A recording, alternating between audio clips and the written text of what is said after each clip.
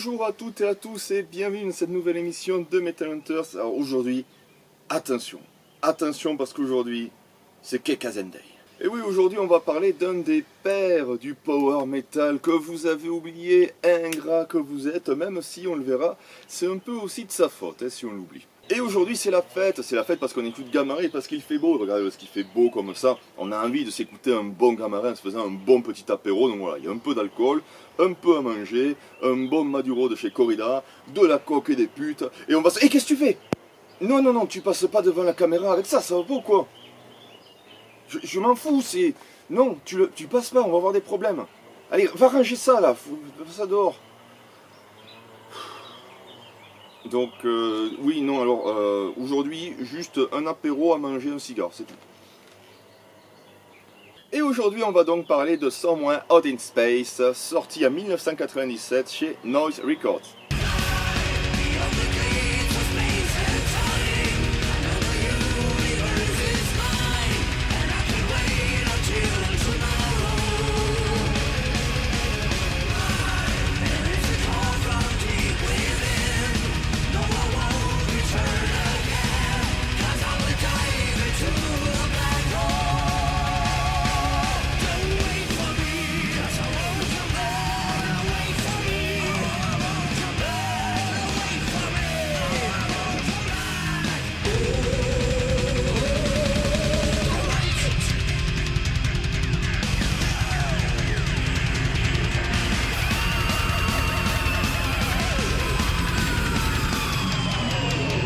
Alors je dois vous avouer que c'était très dur de choisir un album de Gamma Ray à chroniquer, tant le groupe a une riche discographie avec que des bons albums. Bien sûr, Somewhere Out in Space était parmi les aspirants, et lorsque j'ai demandé sur Facebook quel était l'album de Gamma Ray que je devais chroniquer, beaucoup de personnes m'ont orienté vers ce disque, le disque du jour. Du coup, allez, on est parti pour ça. Et c'est un disque très intéressant dans l'histoire de Gamma Ray, très important même, puisqu'il verra se former le line-up ultime du groupe. Dirk Slachter lâchera la 6 cordes pour se concentrer sur son instrument de prédilection, la basse. La guitare sera faite par une nouvelle recrue, Andrew Richter. Et à la batterie, nous aurons Daniel Zimmerman, qui officiait jusque-là dans Freedom Call. Freedom Call, un groupe qui mériterait son petit Metal Hunters aussi. Je dis ça, je dis rien. Et l'album arrive juste après Land of the Free, grand classique du groupe. Alors là aussi, album assez important dans l'histoire de Gamma Ray, puisque c'est le premier album où Kai Hansen sera au chant. Voilà, à la base c'était Ralph Shipper, le chanteur de Primal Fear.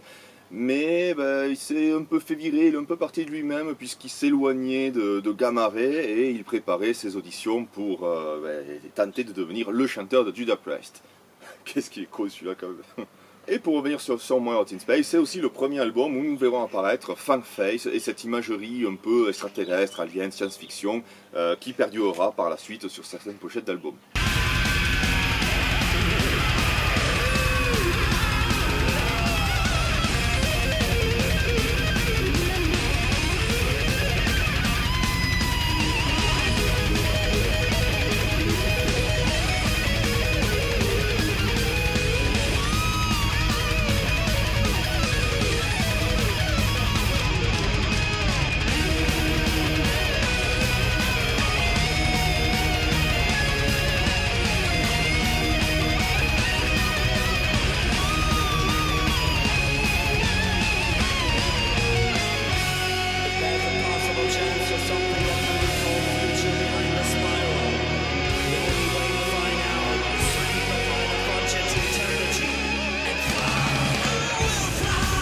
Musicalement, nous pouvons voir une étape passée dans Gamma Ray, puisque la musique se calquera un petit peu sur les thèmes abordés, donc les thèmes de science-fiction, bon, rien de bien voyant, ça reste subtil, mais aussi elle sera beaucoup plus mélodique. Énormément de gens d'ailleurs disent que cet album de Gamma Ray est le plus mélodique que le groupe ait pu sortir.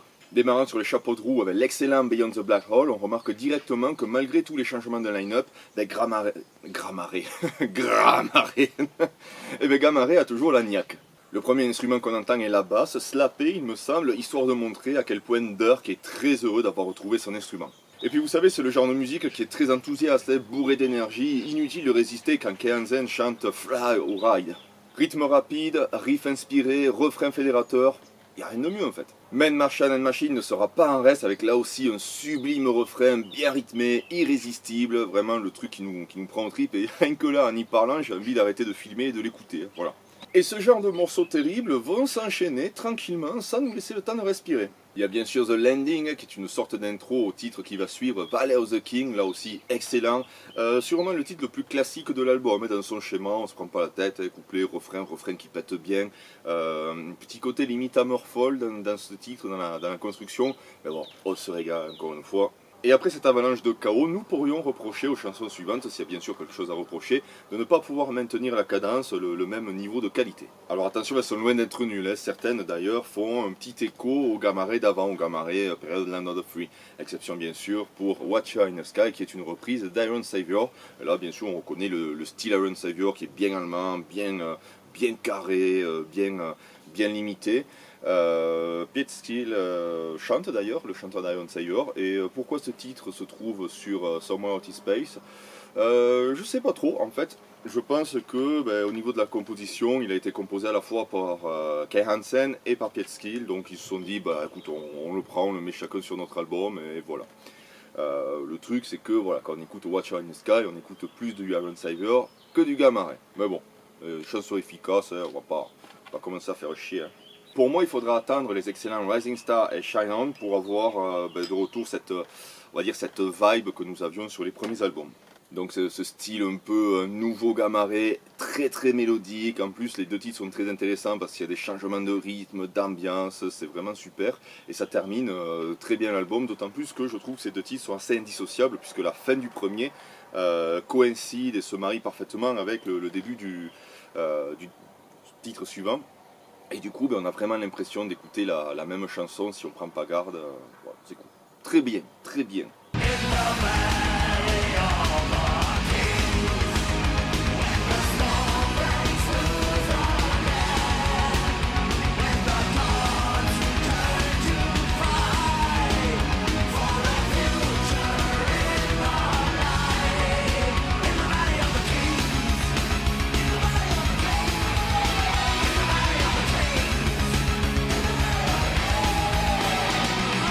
Il est vrai que j'avais du mal à choisir un album de Gamma Ray à chroniquer, tant toute la discographie mérite d'être écoutée. Et oui, j'ai bien dit toutes. Les premiers albums sont remplis d'énergie, de fougue, c'est normal, puisque Kai Hansen était enfin libéré d'Halloween et pouvait proposer la musique qu'il voulait sans qu'il y ait des producteurs ou d'autres musiciens qui interfèrent, qui veuillent changer des trucs, ce genre de choses. Et en plus, il y avait Ralph Shipper au chant. Alors moi, Ralph Shipper, j'ai rien contre lui, c'est un excellent streamer, j'aime bien ce qu'il fait dans Primal Fear, etc.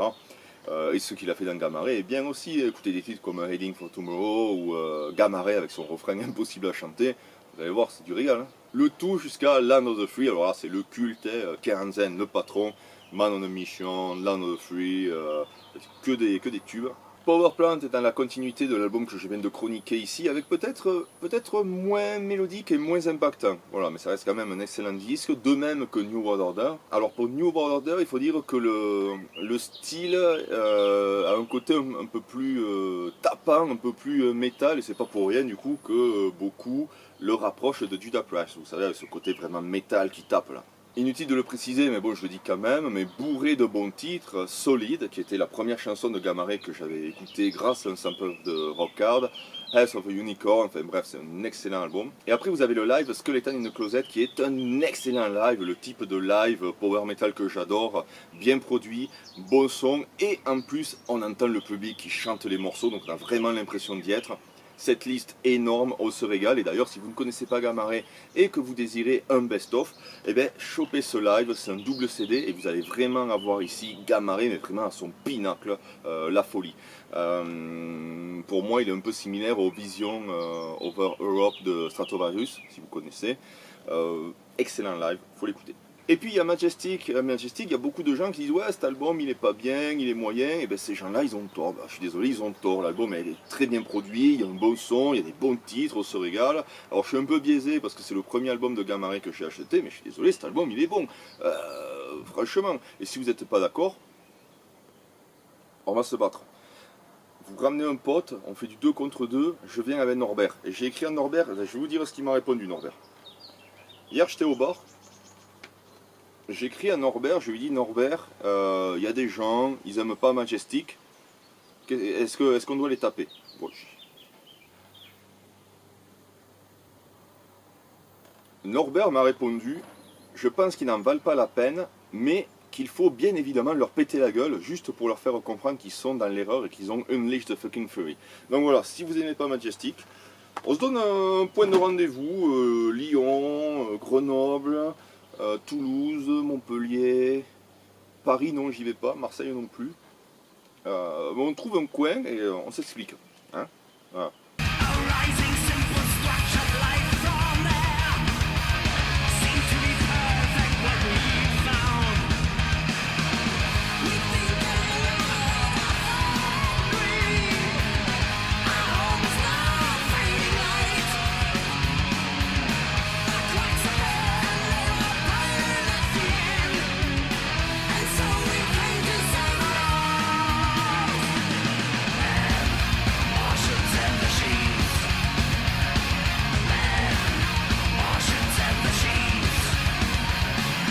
Et puis arrive le problème Land of the Free 2. Alors Land of the Free 2, petite déception au départ.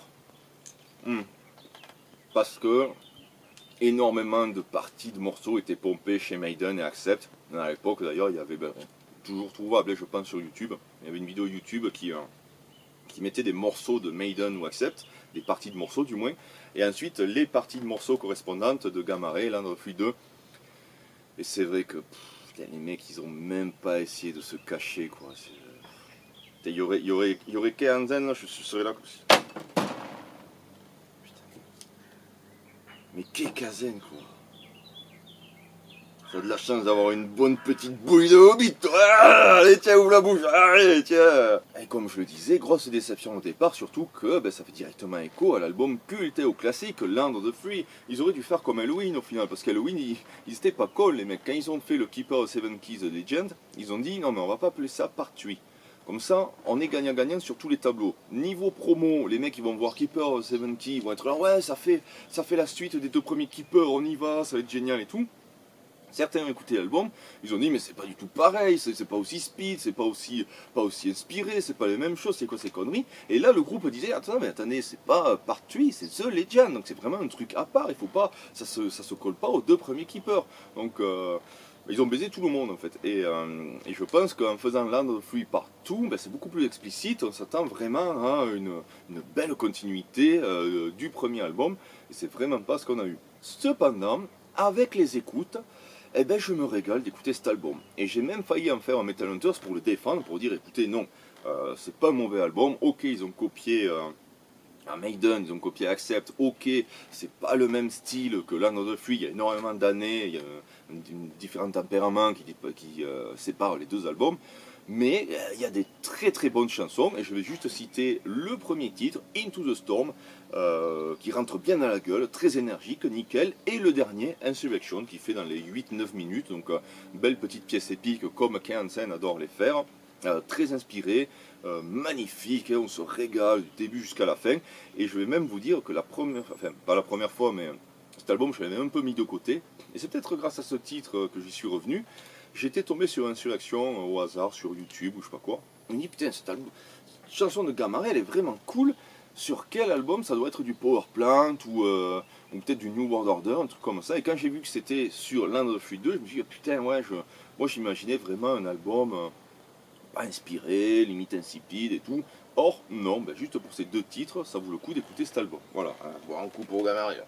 Et à la limite, pour moi, le disque le moins bon de Gamma Ray, c'est le suivant, c'est To The Metal, parce que déjà les paroles sont très clichés, en général c'est vive le métal, blabla, donc ok c'est cool pour Manowar ou autre, mais Gamma Ray, les mecs là, vous nous avez habitués à bien mieux. Et après, il y a tout au niveau de la composition, il y a je ne vais pas faire de l'anglicisme, mais il y a ce pattern Gamma Ray, il y a ce gimmick, ces mélodies un peu trop faciles, donc on sent vraiment que les mecs, ils ont juste fait le strict minimum, ce qu'il fallait assez pour plaire aux fans de Gamma Ray qui n'en demandaient pas trop, et voilà. Alors bon, le truc c'est que je dis que c'est l'album le moins bien de Gamma Ray, il n'est pas à jeter, hein, mais c'est vrai que lorsque je vais écouter un Gamma Ray, peut-être pas vers lui, je vais me tourner.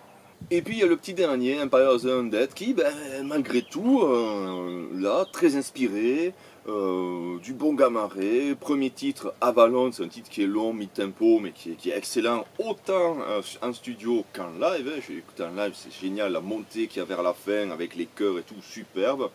Puis des titres comme Master of Confusion, très Gamma-Ray, vous savez, avec les riffs sautillants un peu joyeux. I Will Return avec des parties de guitare, des solis, mais vraiment inspirés. Donc c'est vraiment un très très bon disque de Gamma-Ray. Et on a fini la disco.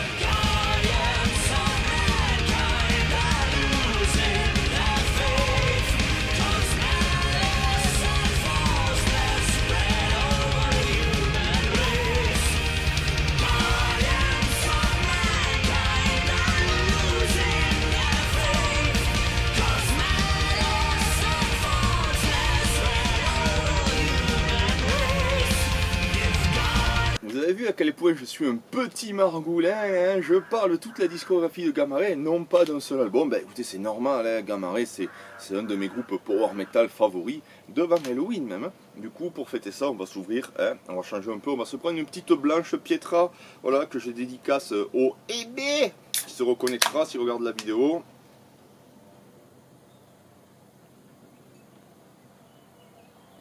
C'est bon ça. C'est bon ça. C'est service de fort là. Le service laisse à désirer quand même. Enculé, bon. Et puis Kenzen, c'est un personnage sympathique, hein, vous le croisez après un concert, vous voyez que le mec il est fatigué, mais il va quand même serrer une main, il va quand même dire bonjour, comment ça va, etc. Des petits mots, histoire que tout le monde soit content. Ça se voit sur sa tronche de toute façon que c'est un bon gars, mais un mec fatigué, voilà, puisqu'il les dernières années de Gamma-Ray, ils avaient besoin, ils ont toujours d'ailleurs, hein, de toute façon on peut y revenir, ils ont besoin de quelqu'un pour prêter main forte concernant le chant. Eh oui, Gamma-Ray, ça fume pas mal, hein. Bon, pas des cigares je pense, mais clope sur clope sur clope, et forcément la voix avec les tournées, et puis aussi l'alcool, ça se casse un petit peu. Du coup, Gamma-Ray a un chanteur, donc il se partage le chant. Le chanteur c'est Frank Beck. Alors déjà le mec qui porte le nom d'une bière allemande, Frank Beck, donc ça vous laisse... On va pas tomber dans la facilité, mais quand même un peu, tu dis, ouais, il y a Frank Beck qui arrive, tu dis, ok, bon, il y avait vraiment que lui en fait, on pouvait pas... Bon, on va être honnête, hein, c'est loin d'être le meilleur chanteur du monde, il a une voix rock, un peu à la Iron Savior justement, un truc très allemand, voilà, Iron Savior, Gravedigger, c'est ce type de chanteur. Après, je pense que pour Gamma-Ray, il faut pas des voix, la Tobias Sammet, Timo Kotipelto, il faut que ça garde un certain grain... Et du coup, Frank Beck qui est un ami du groupe, il n'a pas fait grand chose le type. Hein. En fait, je pense qu'il passait juste ses journées au PMU de Hambourg à s'enfiler des piles, et puis quand il était bourré au quartier rouge, il se tapait une pute. Et les mecs du groupe ils se sont dit, c'est dommage quand même, c'est un brave gars, là, il est en train de passer tout son pognon dans l'alcool et les femmes, et on va le prendre avec nous en tournée. Et sur scène, quand je l'ai vu, il n'est pas super charismatique, il est là, il sait pas... Parfois il ne sait pas trop où se mettre. C'est vrai que quand on voit Gamma-Ray, on veut vraiment voir les 4 musiciens et Kenzen. Hein, c'est très dur de remplacer quelqu'un d'aussi charismatique qui porte sur lui une légende carrément, une légende du power metal. Donc il fait le boulot, mais c'est pas non plus la folie. Pas non plus la folie, tout comme le nombre de personnes qui se déplacent au concert de Gamma-Ray. Alors festival c'est autre chose, hein, parce que j'ai vu le groupe en festival, mais les derniers concerts que j'ai fait de Gamma-Ray, Stockholm avec Rhapsody en première partie, on était 250 à peu près. Londres, un an et demi plus tard, pas plus, hein, 250-300 personnes. Ouais, il n'y a pas grand monde. Hein. Alors après, il faut voir ce que ça donne en Allemagne ou en Espagne, où vraiment le power metal est à l'honneur, où les gars ils se souviennent des vieux, hein, des darons, parce que mine de rien, sans Kai Hansen, vous n'auriez pas tous les Powerwolf, les Battle Beast, les Glory Hammer et tout ça. Hein. Et c'est aussi pour ça que je voulais faire cette chronique, c'était pour rappeler à tout le monde que Gamma Ray existe, hein, parce que c'est vrai que les gens ils s'en foutent un peu de Gamma Ray, et pourtant déjà on l'a vu, ils ont une discographie mais très riche, très intéressante et vraiment irrésistible. Les types, ils ont lancé énormément de groupes de power metal. Kai Hansen, voilà, c'est pas à peine de le redire, mais il jouait dans Halloween, il a fait les tubes. J'étais devenu fou quand Maxwell Dragon Pierre Magique avait fait son top sur le Power Heavy où les gens devaient voter et que Gamma Ray n'apparaissait pas dans la liste. Merde les mecs, quoi, ça déconne. Gamma Ray, ok, je veux pas qu'il soit dans le top 5, mais qu'il soit au moins dans les 20 premiers. Vraiment, ça me paraît logique. Absurdité magistrale, et franchement, là c'est là qu'on voit que les temps ont changé. Et je pense que si Maxwell Dragon et Cul de Chêne avait fait son top, on va dire, allez, 10 ans avant, la Gamma Ray aurait pu apparaître. Parce qu'il faut quand même dire que Gamma Ray n'a rien fait depuis 2014. Donc si on les oublie, c'est un peu normal. Voilà, c'est un peu normal. Après, je sais pas trop si je dois râler là-dessus. Parce que c'est vrai que voir Gamma Ray, un petit comité avec 200 personnes, c'est pas mal. Hein. Si je peux m'éviter d'avoir 600 gars avec des gars qui font la chenille, qui font n'importe quoi. Voilà. Mais bon, là, aujourd'hui, Kai Hansen est occupé avec Halloween, tournée, album, retourné.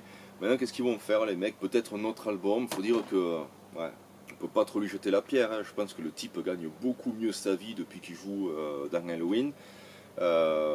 Après, les musiciens restants dans Gamma Ray ont fait leur propre projet qui s'appelle Unity, je crois, qui est un power metal assez basique. Ça s'écoute, mais voilà, c'est pas du Gamma Ray. Kai Hansen reviendra-t-il un jour dans Gamma Ray? Alors officiellement il y est toujours, mais est-ce qu'ils vont ressortir un album? Franchement, moi j'aimerais.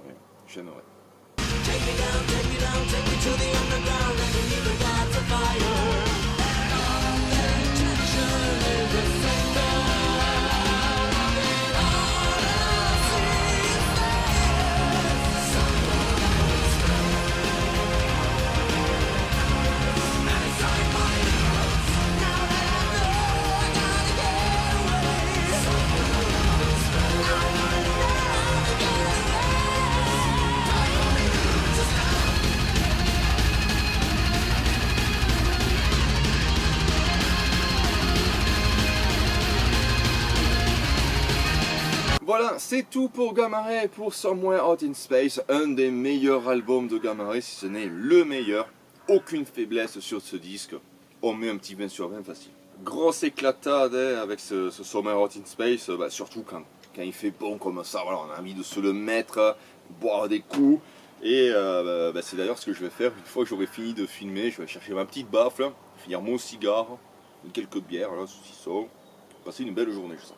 La patte de Hansen dans les guitares ou même dans les compos est ici au top. Vous savez ce qu'il y a de vraiment merveilleux avec Kai Hansen, enfin Gamma Ray en général, mais c'est Kai Hansen le principal compositeur, c'est cette capacité à nous pondre des riffs, des solis ou même des morceaux entiers qui nous mettent de bonne humeur sans que cela soit trop putassier, trop grossier, trop voyant, un peu comme tous ces groupes modernes qui réfléchissent vraiment, il faut vraiment que les gens ils aient envie de danser avec ce riff, donc il faut vraiment accentuer ce côté, on est content et tout, c'est limite, nous prendre pour des cons quoi, vous avez vu ce morceau, vous avez vu ce qu'on a fait, comme il est joyeux, avec danse, sois heureux, vas-y sois heureux connard, culé va. Et on peut en plus voir qu'il y a beaucoup de feelings, ce qui prouve l'excellente compatibilité qu'il y a entre les membres. Franchement, quand on voit sur Somewhere Out in Space ce que Angel Richter est capable à faire, suivre Kai Hansen dans la guitare avec autant de fluidité et autant de naturel, on se dit, non, là c'était le guitariste parfait pour Gamma Ray. D'ailleurs, c'est le guitariste parfait pour seconder Kai Hansen. Pourquoi vous ne l'avez pas fait venir plus tôt? Comme j'ai dit, meilleur line-up de Gamma Ray. Très bon album de Gamma Ray. Allez écouter ce disque, allez écouter les autres disques de Gamma Ray. Et puis je crois que j'ai dit tout ce que j'avais à vous dire. On se donne rendez-vous pour une prochaine vidéo de Metal Hunters. Et d'ici là, bien sûr, stay metal!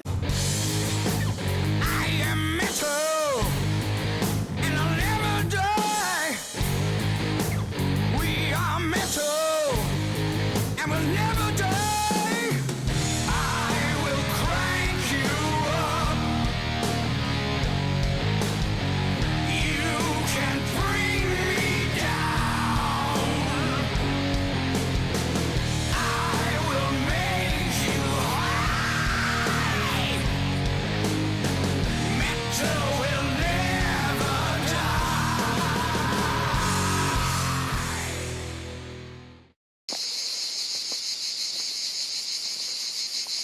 Eh bien, rebonjour, je reviens parmi vous parce que je suis à la fois un peu confus et un peu désolé, puisqu'alors que j'étais en train de monter le Metal Hunter sur Gamma Ray, je me suis aperçu que je n'avais pas de blague de fin.